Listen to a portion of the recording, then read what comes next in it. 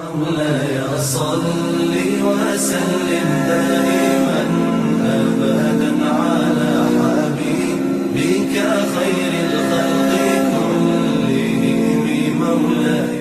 That there are two salahs after which no salah should be performed.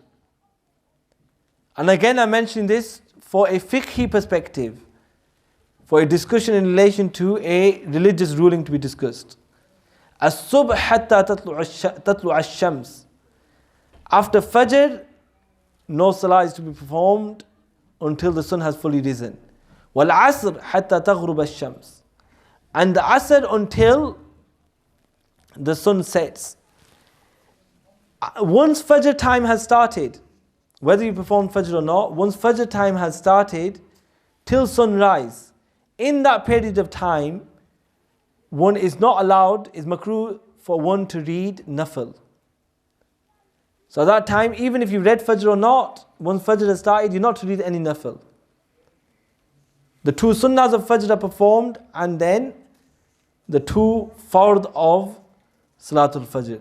To the extent that if a person attended the masjid and performed two fard with the imam and did not manage to read the two sunnahs, he would not be allowed to read those two sunnahs immediately after Fajr, but rather if he wished to act upon some statements that you're allowed to perform the two sunnahs if you miss them later, then he would have to do that once the sun has fully risen. Meaning sunrise and then you wait 20 minutes and after that you are allowed to perform Nawaafil. In relation to Asr, is not the starting time of Asr, but rather once you have read Asr. And that's why prior to Asr you read the four sunnah which are ghair mu'akkada. And in the same way you could read any Nawaafil prior to performing your Asr. But once you have read Salatul Asr, you are not permitted to read any other Salah until the sun has set. In terms of you're not allowed to read Nafil. Performance of Qada should not be done publicly. You should not openly announce that you have done a sin. Of course, if it is for encouragement, that's different. So say you were with somebody in your youth, in your school days or at work, and you used to do Qada in front of them, and they used to do Qada in front of you. You all used to miss your Salah, and you now say to them, I perform Qada. In order to encourage them to perform Qada, then this is a good thing. But that Qada should not be done publicly. Generally it should not be done. And especially ittaqu mawadi at-tuham. Avoid the places of accusation. Because you may be reading Qada, but the Bawa sat on the chair nearby may assume something else. And you may be rebuked harshly for performing Salah after Salatul Asr.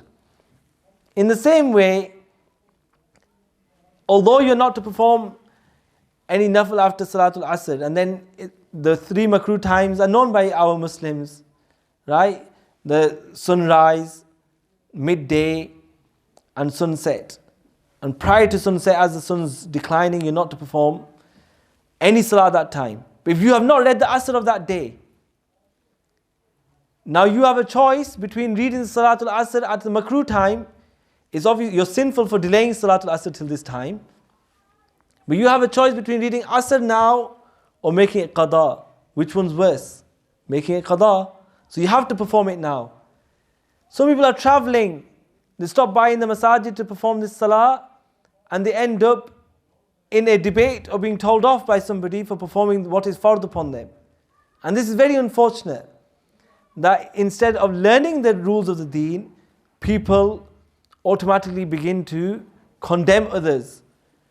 Right? So, أَرَأَيْتَ الَّذِي يَنْهَى عَبْدًا إِذَا صَلَّى. Do you see the one who stops, who prohibits the servant when he's performing Salah? So if for some reason you are delayed and you have to perform the Salah, you have to perform that Salah before the sun sets. Even if it's makruh time, if it's the Asr of that day. If you've delayed it at home, right, and it's now makruh time, then you should not come into the masjid and start performing that Salah. Firstly, due to the danger that you have, the security issues that will arise in the masjid. And besides that, it's also that you are committing something that's makruh tahrimi and you're openly doing so. So you're openly announcing your sin.